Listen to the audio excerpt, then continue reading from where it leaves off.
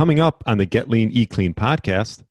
Making it a fun game was really important to me because when something is fun, the brain stays curious, it pays attention, it wants to be involved. And so it's really about how to make this accessible for anybody. You know, for really little kids, the ball is always a hit.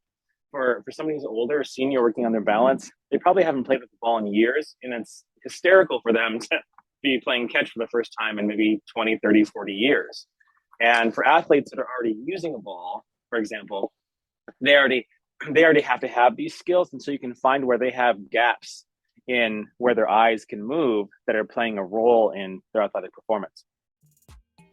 Hello, and welcome to the Get Lean, Eat Clean podcast. I'm Brian Grin, and I'm here to give you actionable tips to get your body back to what it once was 5, 10, even 15 years ago.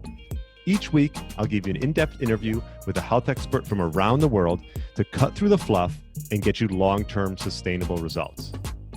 This week, I interview the inventor of brain speedball, Trent McEntire.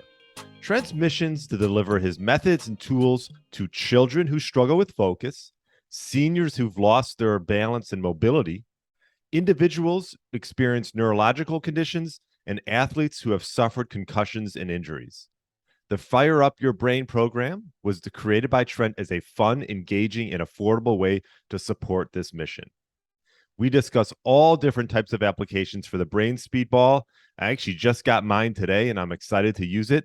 So definitely check out this interview. It's geared towards kids, seniors, athletes, or anyone looking to excel both in life and sport and enhance their cognitive brain activity. So thanks so much for listening and enjoy the interview. All right. Welcome to the Get Lean, Eat Clean podcast. My name is Brian Grin, and I have the creator of Brain Speedball, Trent McEntire. Welcome to the show. Thanks, Brian. Thanks for having me. All the way from Michigan, right? Not too far from Chicago. Have you been there your whole life? Yeah, I was born and raised here. I grew up on a small farm and then just moved into a bigger part of the population of the state later on after college. Excellent. And I actually met Trent through a mutual source, and I was very curious about his techniques and his company called fireupyourbrain.com. Perhaps before we get into all that, maybe let everyone know a little bit your story, how you got into creating this brain speedball and sort of what led you down that route. Yeah, well, it's really about my own personal journey and it becoming something that helps others. So I was born with a class 1 cerebral palsy, and there's a lot of people born with a class 1. It's class 1 is like, you don't really know by looking at somebody that there's really any movement limitations, but there's some pretty significant ones. But I didn't know it. I grew up not knowing that I had a reason to feel the way I felt. I was always really stiff and pretty sore and had a lot of pain from all the limitation. But I eventually, I was athletic, so I just sort of like made it work with basketball, and then I got into dance, and dance became something that made me feel better because there's so much stretching, and it became therapeutic on top of being able to be an athlete. And I had some skill and some talent at it, and I ended up going to college and getting a scholarship. And for me, coming from my small town, that was like my way out to make something of my life. And so I followed that pathway. And when I got to college, being one of just a couple men in the program, I was dancing a lot, and it was a pretty demanding schedule. And I woke up one morning and I could barely walk to the shower. I had inflammation and pain from the knees down that I thought, man, this is it. I'm not sure I'm going to get over. This is pretty severe feeling. And I happened to coincide with a break. So I was home for Christmas, and I was just kind of complaining to my mom. I was like, I don't get why this is happening. Like, it's like really specific on both legs from the knees down, all this pain and inflammation, and I don't get it. And she's like, well, Trent, that's because you were born with cerebral palsy. And so I was 19 when I was first told that there would be a reason why I'd feel the way I felt. And she was like, don't you remember when you were 3? And I was like, nah, I don't really remember 3, but yeah, they put casts on your legs because my heels couldn't touch the ground. And so the doctors put casts on my legs to force my heels down so that I would have some range of motion in my ankles. And that's when I remembered having the cast. I had this like flash memory of being in the snow and having garbage bags on my legs to protect them from getting wet. And that was the start of my curiosity and how to overcome movement limitations. And I went on to use my training and my degree with kinesiology and movement sciences and anatomy and all of these really helpful pieces to rehab my own injury. And going through the process of discovering it and then rehabbing my own injury really launched the whole thing. That's kind of like the first arm of it. Excellent. And thanks for sharing that. So you created the brain speedball in 2015, is that correct? Yeah, that's right. And maybe explain to people, because obviously there's people, maybe some people watching, but most people probably listening. What is the brain speedball? The brain speedball. Say that 20 times. And and how does it work as far as helping seniors, athletes, and kids? I noticed.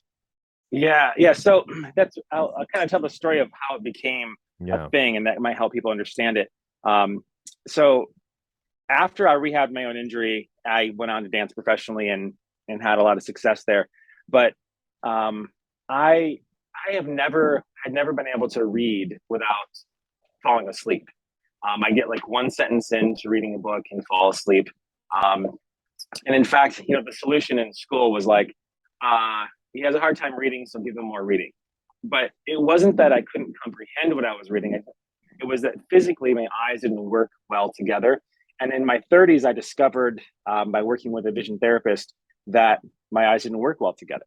And I did a couple exercises at a conference one time, and I was like, man, like my back even feels better, and I have better range of motion in my neck, and my shoulders aren't as tight just from doing these eye exercises. And in doing some research and finding this correlation between eye movement and eye exercise in like just about every other output we have, movement wise, focus, balance, athletic performance, are tied to the eyes. And a lot of the resources, well, I think all of the resources at the time for eyes weren't fun. They weren't a game. They weren't fun. That wasn't something you could just do easily for a few minutes. And so that's when I decided to invent the brain speedball. And it's like a 9-inch ball. For those of you, if you're watching the video, if you're not seeing a video, then I'll describe it to you. It's an orange ball. It's a bright orange ball. It's about 9 inches, and it has A through Z and 1 through 12 printed on it. And so, Brian, like you and I would play a game of catch, and as you're catching the ball, you're watching it come into your hand, so you're tracking it with your eyes. And that eye tracking piece of it is what is tied directly to your brain performance. And so if we can get your eyes to be stronger in multiple ranges of motion, then we have better focus. Seniors have better balance. We get athletes to run faster, jump higher, have less injuries because of that crazy tie between the eyes and the brain. And so then what we do is, as you're catching the ball and you're tracking it, you're going to say out loud what you see. So you catch the ball and then you see it's a P, so you say it out loud. We go back and forth, you catch it again, 10, and you say it out loud. And what happens is we're tapping into a cycle that your brain is already using, which is it's sensing what's going on in the world. You're deciding what to do about it, and then you act on it. So that sense, decide, act cycle is already happening in the brain. But when you are catching it and saying it out loud, you're tapping into that cycle and reinforcing that brain processing cycle. And so that's where the brain speedball kind of gets its name, because we're trying to improve how strong and coordinated your eyes are, but also tapping into how your brain already naturally processes, but making it a fun game and not something that's boring that nobody ever wants to do. Yeah, that's interesting. What brought you, because obviously there's a lot of, there's quite a bit of like maybe brain or eye enhancement things on the market. How did you come about with the brain speedball? What sort of led you to invent that? Well, it's really about movement. There's a lot of eye drills and exercises that exist, but they're not really movement based, and they're not really using movement to show the before and after results. And so, you're playing this game from like 1 to 5 minutes, and we can do a before and after test, and you can feel and you can literally see the improvement and measure it. So making it a fun game was really important to me, because when something is fun, the brain stays curious, it pays attention, it wants to be involved. And so it's really about how to make this accessible for anybody. For really little kids, the ball is always a hit. For somebody who's older, a senior working on their balance, they probably haven't played with the ball in years, and it's hysterical for them to be playing catch for the first time in maybe 20, 30, 40 years. And for athletes that are already using a ball, for example, they already have to have these skills. And so you can find where they have gaps in where their eyes can move that are playing a role in their athletic performance. Interesting. And who's this ball geared towards? I know we talk about, kids, seniors, and athletes, but if people are like just wanting to enhance like brain health and eye health, is that like pretty much geared towards almost anyone, I would imagine? Yeah, but I'll tell you a couple of stories of how people are using it. I got a call from a mom actually in Chicago that I'd never met who was given a brain speed ball by a friend for her, but her daughter found it and started coming up with games on her own, bouncing against the wall and kind of calling it out loud and making up word associations and various things. And she called me and she said, Trent, I have to tell you, like, this ball changed our life because my daughter, who's 13, for the first time can sit and do her homework.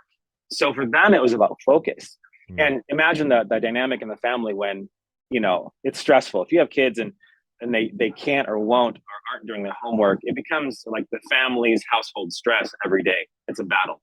And so for them, that's the shift to help for them, which is amazing. I've had a friend and client that had a traumatic brain injury. He was on a motorcycle and he was going 70 miles an hour and hit a cement wall head first, about a 45-degree angle, and broke like 20 some bones. Wow. It's pretty severe.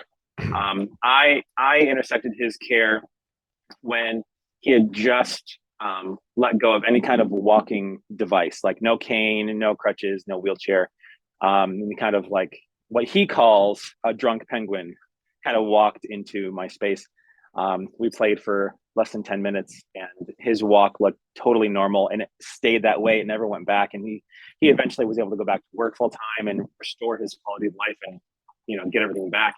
So, for each person it's different, but, it's amazing that it can be contextualized because we all have eyes, we all have a brain, most of us, sometimes I question it for myself, but, and it's something that we're just tapping into what already exists. I didn't invent the correlation. I just am identifying the fact that if we can make it a game, we can get really powerful and fast results for people. And then what about for athletes? I actually coach golf. I wonder if it has any help with that. It's fun for golfers because, the last thing that I do with my golfers is tell them how to golf and tell them how to stand and tell them how to look and tell them how to swing, because it's micromanaging the brain and technique is never a good idea. But if I can increase how strong their eyes are and literally the range of motion that they have, then it improves the swing naturally.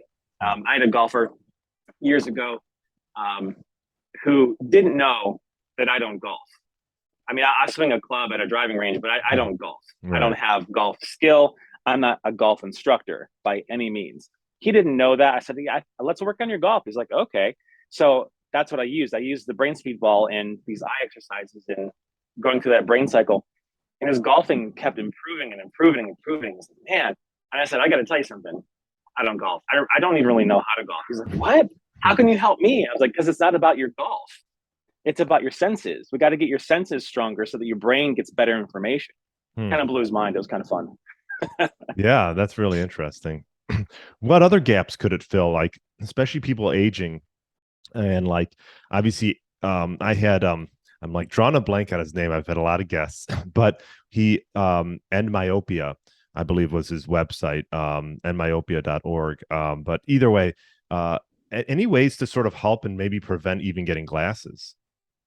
Well, there's a lot of research that shows that eye exercises help to improve visual acuity, like how clear we see. My focus is really based on helping quality of life and balance and movement and filling in the things that really become an issue as we age. I do have some people that I work with that are very curious and push a lot in the direction of visual acuity. It's just, I find we get such big results, especially for seniors. I mean, somebody who's aging, about to be a senior, who is a senior, and even into their 80s or 90s, I've got clients. Mm. It's really like, they're walking and they miss a curb and they fall, and they're like, how did I miss that curb? Well, you could literally not see it. If your eyes are weak and you're not really able to see it, then you don't realize it's there. And so improving what you can see then helps your body know what terrain you're navigating and how to move. And then when it comes to balance, I mean, the fall prevention is huge as you age. That's it right there. That's really where you want to not be falling. And that's directly connected to your eyes and your inner ear. That inner ear is where your balance lives. And so all this eye and head movement strengthens that system so that you can prevent that. So with the ball, is this something that you do maybe every day, every other day, or is there some type of protocol that you have for it? Yeah, a few minutes a day, depending on how what your goal is and how big of a thing you're trying to achieve, but definitely daily. I mean, I have one on each of my desks, whether I'm at home or in my office, because for me, I'm doing a lot of screen time, and so I need to get out of screen time. I need to have something that's not just my eyes staring at this little space in front of me, because then your body hurts and you get a headache and things like that. So I use it kind of as a support for sitting a long time if I have to have one of those days. But just a few minutes a day. It's really simple. This isn't something you don't have to be a brain scientist to know how to play, and it's pretty simple. And is it so you could play, obviously throw it up against the wall or just play catch with someone else pretty much? Is that the two options? Yeah, there's hundreds of ways to play, but you can play games that are against the wall by yourself, and you could play with a friend or family member. Or I wonder if there's is there like a way to test if you've improved? I mean, obviously, if you're doing it for a sport, maybe you can tell a little bit of I mean, I'm a big golfer, so maybe I'll try it for that. I have every other training aid for golf, so I might as well get one more. Well, for golf, I would pick a swing or pick something you're doing that you're working on that has a challenge, and do like 5 or 10 of them in a row, and then play with the brain speed ball for 3 or 4 minutes, and then go back and repeat the same thing. So I like to do before and after tests. So you're testing the same thing, so you can see if you can move the needle and make a change happen. And ultimately, there's a couple rules to follow when you're playing the game. First of all, it's got to be fun, because if it's not fun, then the brain's not going to stay curious. You're not going to want to keep going. And you really are training the senses. So you really want to keep your eyes locked on that ball. So as it's traveling through space, you are using your eyes and your senses to determine where it is and to catch it. And by following those simple rules, you can then do your after test and see if you could move the needle on improving that swing. For someone who's trying to improve balance, you could walk a single file line, heel toe. You could stand on one leg and see what your balance feels like. You could close your eyes. You could do different things. That's a before test, or just go for a walk like you normally would, and do your half hour or your hour walk, and then the next day play the brain speed ball before you take your walk, and just see what it feels like. See if your stride feels easier. See if you feel like you have a little more awareness of your surroundings visually. And it's really just about finding a before and after. It's an activity you do, then you play the ball, and you repeat the activity so that you can make the determination if you've made a change. Yeah, it's interesting you talk about making changes. Like, I'm just speaking for golf, but like, it's like for someone like myself, I've been playing for over 20 years, and it's a little bit, I find it's more difficult as I've gotten older, because I've had the same swing for a long time to make those changes. Someone who's 20 years old who hasn't done much with golf can make changes probably pretty quick and have it stick. But for me to change something that I've been doing for 20 years, it's pretty difficult. So I think for most golfers, finding a way to make changes in a quicker manner is like one of the big puzzles that we all wish we could find. Yeah, and that's really the third rule, is that the brain is plastic. That's why it works. So because the brain is plastic and you can change it, certainly when you're younger, you can make bigger, faster changes because there's less data written on the brain. So you can make those changes. However, when you're younger, also, you don't have quite the attention. Sometimes it's, you have Right. a young athlete, and sometimes they're very focused, but you don't quite have the same kind of attention. But it all comes down to what's at stake for someone, and if they're very committed to like doing this because there's a lot at stake for them, that's really where it gets fun, because it's like, okay, you need to run faster because you need to win your race. Well, let's make you run faster, and we can measure it. you know let's run a 40, play the ball, run it again. I bet you're faster. I there's only two times where I've seen something not improve: when the game was too easy or the game was too hard. And if it's too easy, that means you're never dropping the ball. It just feels like I could do this all day. That's too easy. That's not going to help you. If it's too hard, then you're always dropping the ball. You can't track it. It's not working. So you want to play in the sweet spot where you drop the ball once in a while. It's challenging. It stays fun, and that's when you get the results. Interesting. And with playing the game, I just from a high level, I know there's a lot of different ways to do it, but you're catching the ball and then saying the letter that you see first. Is that right? Okay. Yeah, exactly. Yeah, you're watching the ball fly through the air, and when you catch it, maybe you saw the letter before you caught it, but maybe you found it after it kind of got in your hands, and then you say it out loud. So you have the eye tracking piece, and then because you're saying it out loud, you're going through that sense, decide, act cycle that your brain already relies on, but you're just reinforcing it.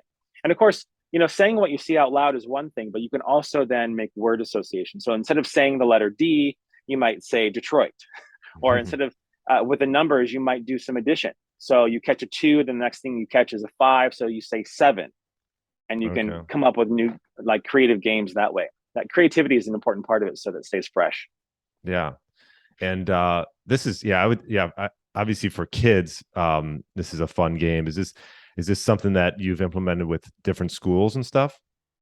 Yeah, we have. There's a fun preschool story I'll tell you. We have a preschool that uses it, and there's a fun activity where they sit in a circle and they put the ball on the ground in the middle, and they don't know their letters and numbers necessarily, and so they'll roll the ball, and then they have to stop it, put their finger on a letter or number, and then with the teacher's help, they learn what that is and maybe a word association with it. And what happens is it builds a group dynamic, because the kids are really curious, like, what'd you get? What'd you get? And they kind of track with it. So even if the ball's not coming to the kids, they're tracking it with their eyes across the room in the circle. So it's, the eye exercises are built in. You don't know you're doing an eye exercise. It doesn't feel like an eye exercise. You're not being instructed on, let's do our eye exercises. It's just you're playing a game with the ball, and you have a word association or some kind of game that gets you wrapped into it. You don't even realize that you're doing something that's that powerful. Yeah, I think the fact that it's fun is probably the number one thing. Huge. Because Huge. Like, even for kids and even for myself, like, I've never been like a big reader. Like I like to read more now than as an adult than I did as a kid, because I just understand the importance of it. But but I'm sure there's a lot of kids who just don't want to read and don't have the attention span to read. Yeah. Well, a lot of reading complications come from the eyes not working well together. And when I was telling you earlier about doing this vision therapy and then having my body improve, part of what happened on that trip is that I was at that time I was listening to audiobooks because I, quote, couldn't read, and I was too ashamed to say that I was listening to audiobooks. And I would say, oh, I'm reading a book, right? Because that would be socially acceptable at that time. Just say, oh, I'm reading a book. And a client of mine was like, oh, that's a cool series. And I said, oh, I got to get the next one in the series because I'm going on this trip and I need to have something to read while I'm there. And of course, I mean, get the audiobook and listen to it. But I'm saying reading it. So the next time she came in, she brought me the next book in the series. And I was like, oh, thanks. I was like, oh, okay, now I have to get the audio. I have to listen to the audio and like report back to her. I have this whole it's like the shame storm came in. I've got to do this now. Well, on that trip, when I did the eye exercises and had this connection, like, okay, I can read better. I was able to read that whole book on the airplane, which I could never do. It made me sick. I could read the whole book on my airplane trip back to California. And when I got home, I told my wife, I'm like, I need to get the rest of the series. And she's like, do you mean the audiobook? And I was like, no, the book. She's like, who are you? And what have you done with my husband? Because you don't read. I'm like, well, I can now. And it was literally an eye exercise that opened the door for me. And so for any kids that are struggling with reading, this is where it's at. It's because being able to read and remove that frustration is a huge advantage in school. Yeah. Oh my God, for sure. Yeah. And so it can actually not only help you read, but maybe even the speed of the way you're reading. Well, yeah, because imagine like it's really like we're used to measuring strength of our muscles and our arms and our legs, and you look at it the same way with your eyes. So the stronger your eyes are, the better you can do all the activities that your eyes are being asked to do, Mm, including read faster. well, oh, this is great. I'll have to get some for the team. I'm just trying to Yeah, think if people are going to look at us on the range and we're playing catch with the ball. But good. Let them yeah, look because yes, yeah. your scores will get better and theirs won't. Yeah, no kidding, right? And I Yeah, feel like it'd be something fun, something different, yeah. because I feel like that's the one thing too, not keep going back to golf, but I think golf can sometimes be boring for kids when it comes to practice, right? Like, Mm. how can I make this entertaining for kids and keep them engaged? Because, I feel like in general, attention spans have just gone down. And so it's like we do one station to the next, and that sort of keeps them engaged. But this could be something that you could just add in and you do it. Would you say you play for just like a couple minutes and then go back Yeah, to? one to 5 minutes. That's what Okay. you're playing. Yeah. Yeah, I coach volleyball, so I have a college volleyball team that I coach, and so it's a part of their practice. It's a part of their warm ups, and they're just playing for 3 to 5 minutes, and it's just built into their already existed activities. It's not we're not playing for an hour. It's not Right. something that really becomes like a special activity that replaces something that they miss. It's just included, and I Right. help them understand the correlation, so that when they're trying to track the ball as it's going back and forth, or they're trying to understand where they are in relationship to the net, that their eyes play a crucial role in that. So as a result, their hitting gets better. They jump higher. They're faster on their feet. Yeah, and it's interesting. Obviously, this is simply a ball with letters and numbers on it. And like obviously what made you come up with that? Like, I'm just curious because like you see event inventions, you're like, God, that seems so simple, but how did they come up with that? Yeah, yeah. Well, orange is my favorite color, and Okay. it also happens to be a great contrast with black. So it really gives you a nice background to see. And some of the letter number balls that have existed are like white hard plastic hanging from a string, um, like super uninviting, super boring, Hmm. and it's like I don't get it. Like this isn't fun. Why do I want to do this? And especially when taking kids to do these exercises with their doctor, which it's important, but they don't want to do the homework at home because it isn't fun. And I've had many kids come in that like they bring their homework sheets from their vision therapist, and it's great exercises, and they were given really good information, but none of it's fun. And it's Hmm. like, well, let's play a game of catch and get you engaged this way. And like, oh, this is fun, and they're reading better and they're focusing and their anxiety is going down. They can regulate themselves, and Yeah. for kids that need support and just self-regulation, playing with this for just a minute against the wall is a huge contributor to self-regulation. Wow. Well, yeah, this was great, Trent. Is there anything else that I sort of missed or you want to add regarding this? Obviously, the best place to find you is fireupyourbrain.com. Yeah, yeah, you can read more about my story, other stories, and other videos. We have people that we've helped, and learn more about the sort of the story of the ball and how it can help you. And I've talked about a lot of different stories, but ultimately know that it's a really simple, fun game. That's the bottom line. Like, this is like, how can we make this really simple and fun so that you want to do it? Because I'm also want to have something that I want to do. I don't want to. I mean, well, we all have activities that we have to do. It's like I don't want my brain health to be something I have to do. Right. I want it to be something that I want to do and making it fun. And for you with your athletes, just playing the game with them gives you the exercise too. So it's something that by sharing it with people, I love seeing like grandkids and grandparents playing together because it's Mhm. so good for each of them in such different ways. It's something you can share, and it's just making it easy. Yeah, and I'm thinking, I just got to make sure my dogs don't get a hold of it. Dogs do love it. Yeah, we do. We have had to replace some because of Yeah, dogs yeah, loving it. Yeah, yeah, because they would pop that quick. yeah. My dog doesn't pop it, but he chases it. So if we're Mm. playing a game, he runs back and forth chasing it, but he won't bite it. But most dogs will Does it come with a pump or like a little? If you order No, the ball, okay, it comes with a basketball, like a basketball needle. okay, So any pump you have with that okay, uses a needle, will work on it. okay. Yeah. Um, well, this is great, Trent. I really I never knew about this. I never heard of it, but I love getting different guests on here that can talk about brain health and just ways that we can help kids and then seniors and athletes. So I really appreciate you coming on the show and sharing this. Yeah, it's my pleasure, and I would love to hear how it goes with your golfers. I think that's a great application, and if I can help you with that, I would love to. Yeah, no doubt about it. And yeah, thanks again. And we'll look out for you. Fireupyourbrain.com. Thanks again, Trent. Thanks, Brian. Thanks for listening to the Get Lean, Eat Clean podcast. I understand there are millions of other podcasts out there, and you've chosen to listen to mine, and I appreciate that. Check out the show notes at briangrin.com for everything that was mentioned in this episode. Feel free to subscribe to the podcast and share it with a friend or family member that's looking to get their body back to what it once was. Thanks again, and have a great day.